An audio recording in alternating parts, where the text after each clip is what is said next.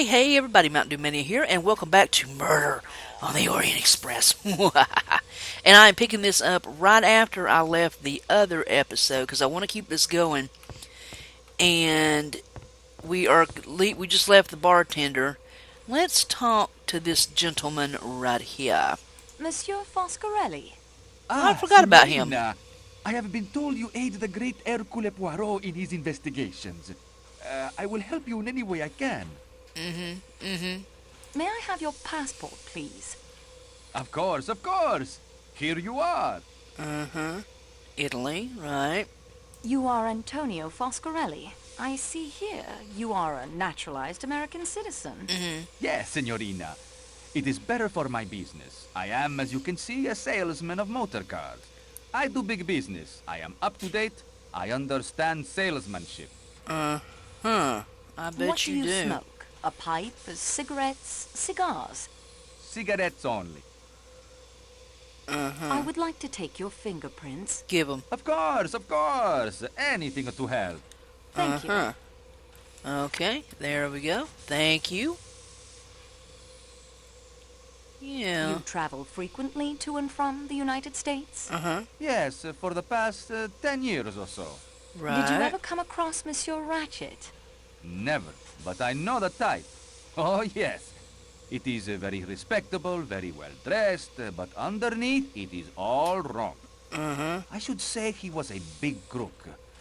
I give you my opinion for what it is worth. Your opinion is quite right. Monsieur Ratchet was Cassetti, the kidnapper. What did I tell you? I have learned to read the face. It is necessary. Only in America do they teach you the proper way to sell. That's what we all about, selling. Please tell me your movements last night after dinner. Yeah, please do. With pleasure. I stay here in the salon car for a while. It is more amusing. I play cards with the American gentleman who sells the typewriter ribbons. We talk shop. Afterwards, we retire to my compartment and play the cards some more. Then talk more shop. That one, though, he is not the salesman Foscarelli is, I can tell you. And a salesman would know a salesman. Do you remember the Armstrong case? I do not quite remember, but yes. The name, it was a little girl, was it not? A baby, una bambina. Yes. Ah, well, these things, they happen, even in a great country like America. Don't get all that. It ain't all that great. Have you ever come across any members of the Armstrong family? It is difficult to say. I see so many people, you understand. I'll give you some figures.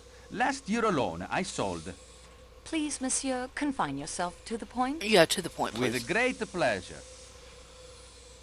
What time did you go to your compartment? Oh, it was early. 8:30 or so. What time did you stop playing cards in your room? Not yet 10 o'clock. That stuffed shirt of a valet who shares the compartment with me came back from attending his master. A miserable people, the English. Not sympathetic. He sits Okay. in the corner, very stiff, reading a book. Mr. Hardman and I, we lose our taste for the cards, and Mr. Hardman, he goes off to his own room. The attendant makes up our beds. Y'all can't make your own damn beds? What time did you go to bed? I lay on my bunk for a while.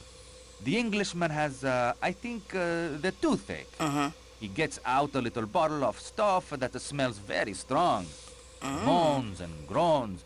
I drop off around 10:30. Whenever I wake, I hear him groaning. Do you know if Monsieur Masterman left the room at all during the night? I do not think so. If the door opened, the light from the corridor, one wakes up automatically thinking it is the customs examination at some frontier. Okay. I don't know why you'd think that, but... Did Monsieur Masterman ever speak of his master? I tell you, he did not speak, even to introduce himself. He was not a sympathetic, a fish. Good day, A monsieur. fish? Okay. Alright, so... The valet is... Well... Now, I know I have a lot of guys from the UK. Is that... Are people very... I don't want to say cold, but reserved Or is that just a stereotype? Uh, so some of my guys from the UK let me know. I would be most interested. All right, so here is Forcelli and Masterman. So I'm hoping Masterman will be in here, and we will talk to him. Ah, standing and waiting for me. At attention, even. Okay. Yes, miss? Monsieur Masterman, Yes. my name is Antoinette Marceau. I'm assisting Monsieur Poirot in his inquiries. Yes, the attendant has explained that to me. The service is quite good, I must say. I prize good service highly, of course. My compliments. Thank you. Thank you. I would like to ask you some questions. Yes, I expect you would. I shall help in any way I can. Uh-huh. You are the valet of Monsieur Ratchet. Yes, May I have your passport, please? Uh-huh. of course. Here you are. Your Thank full you. name, age, and address. Edward Henry Masterman, 51. 21 Friar Street, Clerkenwell. Uh-huh. When did you last see Monsieur Ratchet?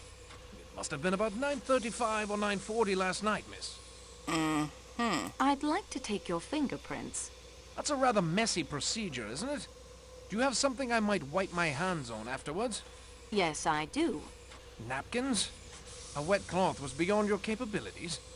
Well, I suppose Oh they my will have God. to do. Thank you. Dude, you have a bathroom. Go in there and wash your damn hands. Answer my questions. Can you tell me what happened when you saw Monsieur Ratchet? I went into Mr. Ratchet as usual, miss, and attended to his wants. Which were? What were your duties exactly? That's what I was To thinking. fold or hang up his clothes, miss. Put his dental plate in water and see that he had everything he needed. Oh, don't be touching his damn teeth. Was his manner the same as usual?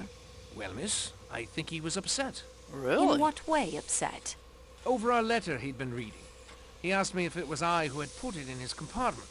Of course, I told him I hadn't done any such thing, but he swore at me and found fault with everything I did. That was normal for him, I think. Did your master ever take a sleeping draught? Always when traveling by train, miss. He said he couldn't sleep otherwise. Even the express affected him, I am sorry to say. Did he take it last night? I poured it into a glass and put it on the table for him, though I didn't actually see him drink it. Was it unusual for him to swear at I you? doubt it. Oh no, miss. He lost his temper easily. It just depended what had happened to upset him. Yeah, that's what I was thinking. Do you know what drug he was in the habit of taking? I couldn't say I'm sure, miss. There's no name on the bottle. Just sleeping draught. And to be taken at bedtime. What? When was his usual bedtime? When aboard the train? At midnight, miss. Or later. With the avalanche last night, I fancy he wouldn't fall asleep until closer to 1. See, now that's very interesting. Did you mix his usual dose of the sleeping draught? A half dose only, miss. At Mr. Ratchet's request. I can't say the reason. So, he stayed up. And remember what time was he murdered? Didn't the watch stop at like 1:15 or something? We'll have to What look at that. happened next? I asked him if there was anything else he required. He asked me to send for Mr. McQueen. Then I left him. Really? Was Monsieur Ratchet an early riser? It depended, miss, upon his mood. Sometimes he'd get up for breakfast. Sometimes he wouldn't get up till just on lunchtime. I would wait until the attendant came to collect me. Did you know that your master had enemies? Yes, miss. I had heard him discussing some disquieting letters with Mr. McQueen. Did you like your employer, Masterman? I should hardly like to say that, miss. He was a generous employer. But you didn't like him. Shall we put it that I don't care very much for Americans, miss? Okay. Do you know of any bad blood between your master and I Monsieur see he had McQueen? bad blood with No, everybody. no, miss. Mr. McQueen was a very pleasant gentleman. For an American. Okay, we get the point, son. Damn. How long have you been with Monsieur Ratchet? Just over 9 months, miss. Before that, I was with Sir Henry Tomlinson in Grosvenor Square. I was with him for several years before he left for East Africa. Have you ever been in America? No, miss. So Ratchet has never been to America? Do you remember the Armstrong kidnapping case? Well, yes, I remember reading something about it. A little baby girl, wasn't it? Very shocking affair. But what has that... Your employer, Monsieur Ratchet, was the man behind the kidnapping. I'm at a loss for words, miss. I can hardly believe it. Are you a pipe smoker? No, miss. I only smoke cigarettes. Gaspers, miss. Gaspers. Okay, what is gaspers? Again, my UK guys, I want to know what a gasper is. What did you do after leaving your master? I told Mr. McQueen, miss, that the master wanted him. Then I came along here to my compartment and read. I was in bed by 10:30. Who do you share this room with? A big Italian fellow. Does he speak English? A kind of English, miss. He's been in America. Chicago, I understand. He was in here playing cards with another American. A Mr. Hardman. The game broke up soon after I entered, and Mr. Hardman left. Okay, do now you that... and the Italian gentlemen talk together much? No, miss. I prefer to read. At present, I'm quite enjoying Love's Captive by a Mrs. Arabella Richardson. At about 10:30, the Italian fellow wanted to go to bed, so the attendant came in and made the beds up. Did you go to bed then? I went to bed, but I didn't sleep, miss. I had a toothache. Okay, so that's jiving. I am so sorry. Was your toothache painful? Most painful, miss. I applied some oil of cloves, which relieved the pain a little, but I still was not able to get to sleep. I turned the light on over my berth and continued to read, to take my mind off of it, as it were. You did not sleep at all? I finally dropped off about 4 this morning. Did the Italian gentleman sleep? Him? Oh, he snored. I confess I envied Mr. Ratchet his sleeping draught, miss. I bet you did. Did your companion leave the compartment at all during the night? No, miss. Did you leave the compartment at all? No, miss. Did you hear anything during the night? I don't think so, miss. The train being at a standstill made it all very quiet. That will be enough.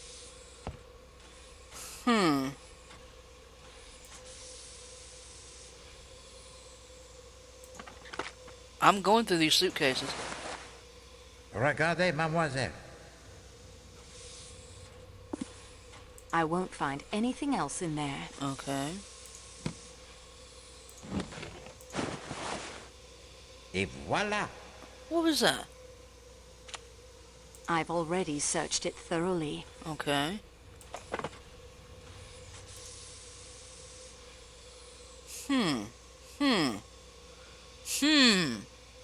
Okay, what did we get? What is that? Chauffeur's license. What?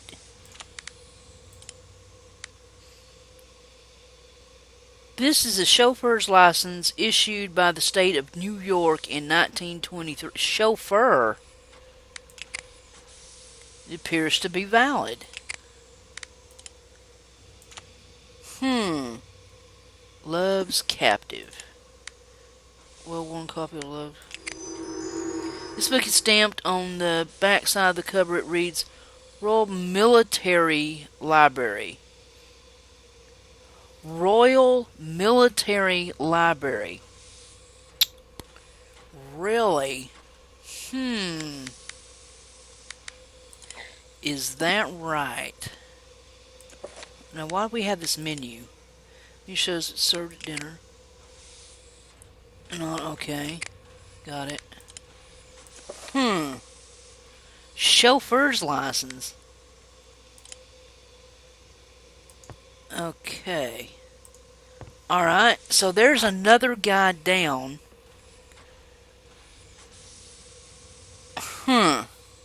Very interesting. Very, very interesting. Let's do one more. I know this is kind of tedious, but we have got... Hello. Say, this is mighty nice. What can I do for you? My name is Antoinette Marceau. I'm assisting Monsieur Poirot with his investigation. You know the name, perhaps? It does seem familiar, only I always thought it was a dressmaker. Oh, Lord. Monsieur, for all our sakes, please do not repeat that in front of Monsieur Poirot. Do you promise me? Yeah, let's don't. I think I just about promised you anything. Oh, darn it, there I go, sounding like Mr. Ratchet. You had enough of him, I expect, at the market in Istanbul. Uh-huh. I didn't mean anything by it except, well, except it's the truth. I love your accent. A little bit of British, a little bit of French, a lot of heaven. Oh, Lord. Darn it, there I go again. It is not a problem, monsieur, but we must be serious now, don't you agree? Yes. Serious, yes. Yes, of course. Let's be serious. You are Monsieur Ratchet's secretary. Yes, for just over a year now. I met him in Persia. I'd come over from New York to look into an oil concession. I don't suppose you want to hear all about that. Getting oil out of Persia can get pretty difficult these days. Okay, New Anyway, York. my friends Again. and I had been let in rather badly over it. Mr. Ratchet was in the same hotel. He just had a row with his secretary, so he offered me the job. He was collecting antiquities, but not knowing any languages, was having kind of a hard time of it. I was pretty down and out, so I jumped at it. Okay. What can you tell me about Monsieur Ratchet? The actual truth is, Miss Marceau, it is Miss, isn't it? Wait, don't have to answer. None of my business. The truth is, I don't know anything about him. He never spoke of himself or his life in America. Uh-huh. May I have your passport, please? Sure, here you go. Thank you. What is your full name, age, and address? Hector Willard McQueen. I'm 28. You're about what, 24, 25? Okay. Your address, Monsieur McQueen? That's right, Hector. Always saying the wrong thing. That's me. I live at 58 Warren Street, New York. Mm-hmm. You must have formed some theory about him, Monsieur McQueen. Well, yes, I did. For one thing, I don't believe Ratchet was his real name. I think he left America in order to escape from someone or something. I think he was successful until a couple of weeks ago. Oh, what happened then? He began to get letters, threatening letters. I would like to take your fingerprints. Would you really? Say, that's swell. I mean, of course you can. Okay. Okay, so far, nobody has put up a fight about fingerprints. Because I have to be honest with you, if I was on this train and this chick came and she wasn't like authorities or anything, I would have a problem just handing over my stuff. I don't care if she was working for Perot. I mean, you know, we all know he's a Did famous, you see these you know. threatening letters? Yes, it was part of my job to attend to his correspondence. Uh-huh. Do you still have the letters? I've still got a couple in my files. Really? How did Monsieur Ratchet act when he received the first letter? It's difficult to say. He passed it off with a laugh in that quiet way of his. Somehow, I felt that there was a good deal going on underneath the quietness. Oh, I bet there was. Did you know that Monsieur Ratchet had asked Monsieur Poirot to help him? No, I had no idea. Okay. Did you like your employer? No, I did not. Why not? I can't exactly say. He was usually quite pleasant in his manner. I'll tell you the truth. Antoinette, sorry, Miss Marceau, I disliked and distrusted him. He was, I am sure, a cruel and dangerous man. Really? Were you on good terms with your employer? This is where I'm supposed to go all goose-fleshy and shifty-eyed, right? Like some thriller? You got nothing on me! And so on? Yeah, sorry, but Ratchet and I were on perfectly good terms. When did you last see Monsieur Ratchet alive? Last evening about 10 o'clock, I guess. Masterman fetched me. Mr. Ratchet wanted me to take down some memoranda for him. Okay. On what subject? Some pottery he'd bought, and a statue we were bringing back to Paris with us. It's in the baggage car. Monsieur McQueen, you are correct. Ratchet was an alias. I knew it! Who was he? He was Cassetti, the man behind several notorious kidnapping cases, including the famous affair of little Daisy Armstrong. That damn skunk! If I'd known that, I'd have cut off my right hand before I'd write another letter for him. May he burn in hell. Okay. I didn't mean to upset you. I have reason to be upset. My father was the district attorney who handled the case. I saw Mrs. Armstrong more than once. She was a lovely woman, so gentle and heartbroken. If ever a man deserved what he got, Cassetti's the guy. I'm rejoicing. A man like that wasn't fit to live. You almost Really? feel you could have murdered him yourself? I do. Seems I'm kind of incriminating myself here. It sure does. Would you look at that? another tie-in with New York in this case. Can you describe your movements last night? Let's see. I fell into conversation with that Englishman, Colonel Arbuthnot. Then I went to take down some memoranda for letters Mr. Ratchet wanted written, like I told you. When I came out, the Colonel was down the hall waiting while the attendant made up his bed. He came along back to my room here, and we discussed world politics. The government of India, the Wall Street crisis. I don't, as a rule, cotton much to Britishers. They're a stiff-necked lot. But Arbuthnot is all right. Okay. Did you hear or see anyone in the corridor while you were talking? Let's see. Yes. The attendant passed along once from the direction of the restaurant car. I caught a glimpse of his uniform.